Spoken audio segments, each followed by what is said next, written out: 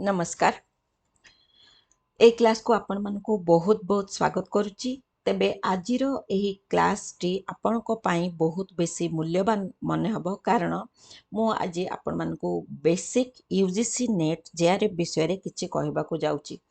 तेणु आज आपण माने जानि दियंतु जे आमे यूजीसी नेट जेआरएफ काहे के दबा केउ माने देई परिबा एज लिमिट कोन न्यू एजुकेशन पॉलिसी रे कोन रहुची एही यूजीसी नेट जेआरएफ विषय रे।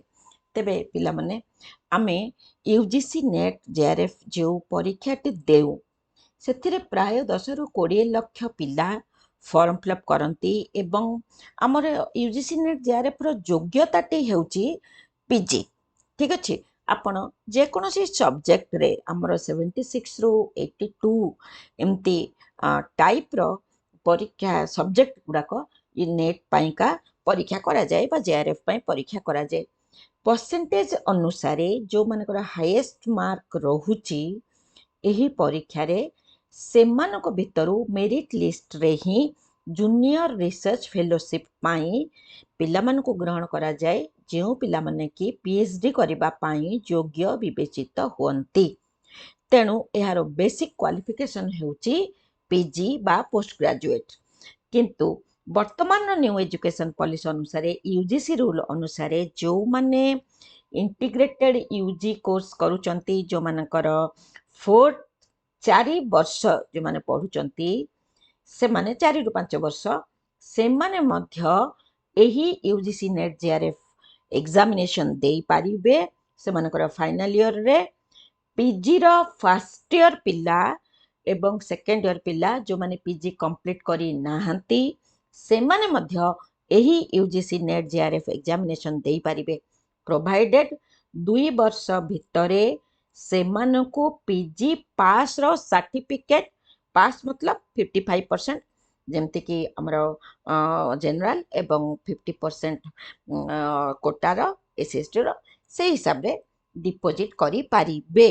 जो मु कहिबार मतलब हैला जे जो माने आपण पीजी फर्स्ट ईयर किंबा सेकेंड ईयर अछंती जो माने यूजी रो 4 वर्ष रो यूजी पढुचंती 4 रु 5 वर्ष रो यूजी कोर्स करूचंती से माने तांकर फाइनल ईयर रे मध्य एही एग्जामिनेशन अपियर करी पारिबे पीजी कंप्लीट न करथिले मध्य।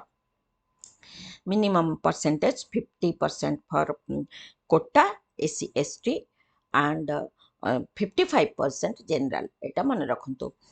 तेबे पिला माने जेआर पाइबा पाइका मु आपन को कहि रखिबी जे ए जो 55% 50 कथाटा कहली ओपीएससी रो बा अलगा जो जॉब रो लेक्चरशिप पाई देबे तार परसेंटेज कहले आपण माने जे कोनोसी परसेंटेज थिले भी आपण अपियर करी पारिबे नेट एग्जामिनेशन जेआरएफ ए परसेंटेजटा चाकरी पाइका कहली भूल रे मु एठी आपण को जोड़ी देचे।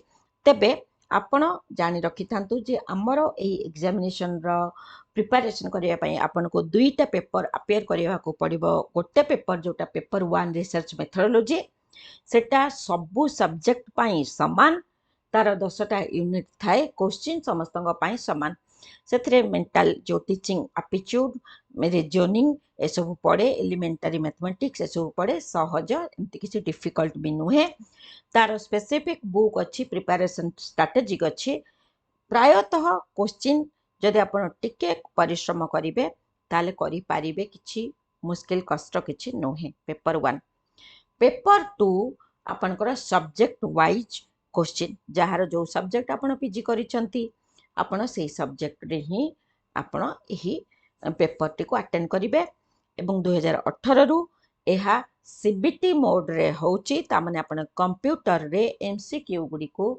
आपण को अटेंड करबा को पड़िबो। तेणु आउ आपनकर ऑफलाइन रे एही परीक्षा न होतबारु आपण को कंप्यूटर रे टिके हैंड्स ऑन करबा को पड़िबो सिखिबा को पड़िबो। 50 टी क्वेश्चन आपनकर एमसीक्यू पड़िबो पेपर 1 पेपर 2 रे।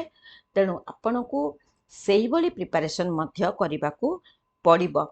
आपनकर प्रिपरेशन उपरे बा प्रैक्टिस उपरे आपण बहुत किछि डिपेंड करे कारण आपनकर एही जो मार्क बा 50टा जो रिसर्च मेथोडोलॉजी आपण दउचंती 100 मार्क सेथिरे बहुत किछि डिपेंड करे जेआरएफ पाइबा पाइका କିନ୍ତୁ ଗୋଟେ ଗୋଟେ ପିଲା ରିସର୍ଚ୍ଚ ମେଥଡୋଲୋଜି ବେଶୀ କିଛି ଆଟେଣ୍ଡ ନ କରିକି ମଧ୍ୟ ପେପର 2 ଭଲ କରିକି ସେମାନେ ନେଟ୍ ପାଇଯାଇଛନ୍ତି। ଖାଲି ନେଟ୍ ଯଦି ଆପଣ ଟାର୍ଗେଟ କରୁଥାନ୍ତି।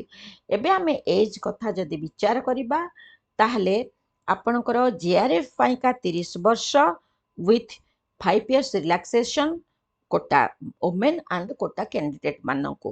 ତେଣୁ ଆପଣଙ୍କର ସେଇ ହିସାବରେ ଜିଆରଏଫ୍ର ଆପଣ ଏଜ୍ ବାର୍ ରହିଛି ଯଦି କ୍ୱାଲିଫାଏ କରୁଛନ୍ତି, କିନ୍ତୁ ନେଟ୍ ପାଇଁକା କୌଣସି ଏଜ୍ ବାର୍ ନାହିଁ।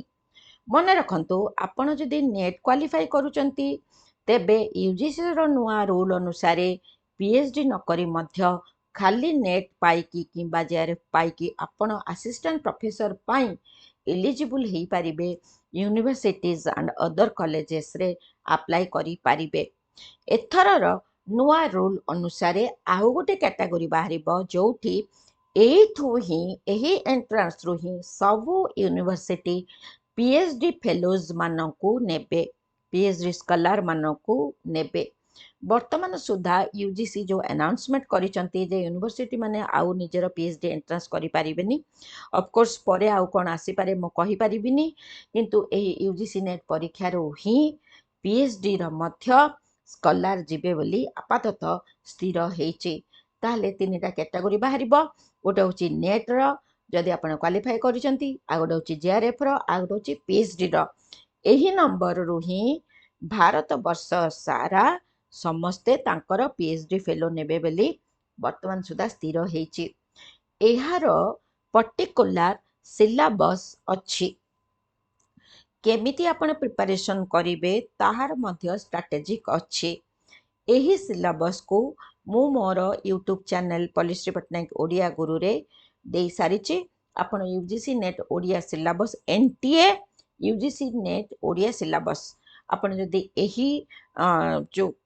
ଏହାକୁ ଦିଅନ୍ତି ତାହେଲେ ଆପଣ ପାଇଯିବେ। ନହେଲେ ଏହି ଭିଡ଼ିଓ ଶେଷରେ ମଧ୍ୟ ମୁଁ ଆପଣଙ୍କୁ NTA ୟୁଜିସି ନେଟ୍ର ସିଲାବସ୍ଟିକୁ ଅପଲୋଡ଼ କରିବି, ତାର ଲିଙ୍କଟି ମୁଁ ଆପଣଙ୍କୁ ଦେଇଦେବି। ଏବଂ ମୁଁ ଆପଣଙ୍କୁ ଏଠି କହିବାକୁ ଚାହୁଁଛି ଯେ ଯେହେତୁ ମୁଁ ମଧ୍ୟ ଜିଆରଏଫ୍ କ୍ୱାଲିଫାଏ କରିସାରିଛି, ଆପଣ ଜାଣିଛନ୍ତି OPSC କ୍ୱାଲିଫାଏ କରିସାରିଛି, ତେଣୁ ପଲିଶ୍ରୀ ପଟ୍ଟନାୟକ ଓଡ଼ିଆ ଗୁରୁର ଚ୍ୟାନେଲରେ ମୁଁ ମେମ୍ବରସିପ୍ରେ ୟୁଜିସି ନେଟ୍ ଜିଆରଏଫ୍ ପାଇଁ ପଢ଼େଇବା ମଧ୍ୟ ଆରମ୍ଭ କରିଛି। ବହୁତ ଜଣ ମେମ୍ବରସିପ୍ ମଧ୍ୟ ନେଇସାରିଛନ୍ତି। ଯଦି ଆପଣ ମେମ୍ବରସିପ୍ ନେବା ପାଇଁ ଚାହାନ୍ତି ତାହେଲେ ଡିଟେଲ୍ସ ମଧ୍ୟ ମୋ ପେଜ୍ରେ ଆପଣ ପାଇଯିବେ। ଏବଂ ଡେଫିନେଟଲି ଆପଣ ଏହି ଷ୍ଟ୍ରାଟେଜିକ୍ ଫଲୋ କଲେ ନିଶ୍ଚିତ ୟୁଜିସି ନେଟ୍ ଜିଆରଏଫ୍ ମଧ୍ୟ କ୍ୱାଲିଫାଏ କରିବେ। ମୋର ବହୁତ ସାରା ପିଲା ମଧ୍ୟ କ୍ୱାଲିଫାଏ କରିଛନ୍ତି।